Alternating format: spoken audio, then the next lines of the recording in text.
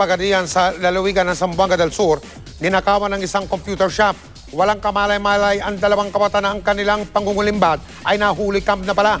Ayon sa News Cooper, winasak ng mga sospek ang malalaking padlock ng tindahan para sila ay makapasok.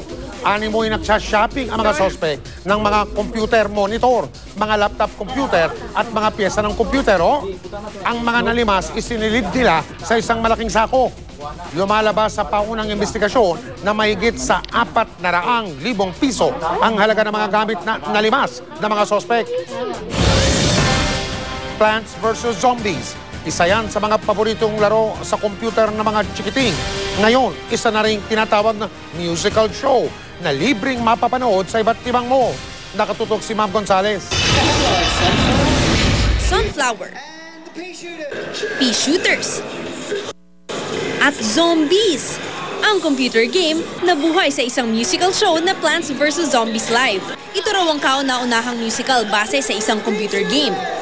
We're very pleased to give to the consumers the first ever online gaming live show with Plants vs. Zombies. It's the first in the world. Interactive din ito, kaya ang mga chikiting nakisali sa pagbato ng pea sa zombies. May mga nakakaaliw na sayaw rin ang characters. Maaari ring makasalamuha up close ang mga plants at zombies para sa picture taking. Lahat ito, libre. Kaya naman enjoy ang mga bata na kanya-kanyang paboritong character. The cherry bomb. Because when there's so many zombies, it will explode all of the zombies. The zombies! Why? Me the sunflowers. Because they're dancing nice. The zombies are scary. Pea shooters. Why? Because they shoot peas. Unang stop ng palabas ang Pilipinas. Mag-iikot sila sa iba't ibang mall sa susunod na 2 buwan. Mav Gonzales, nakatutok, 24 oras.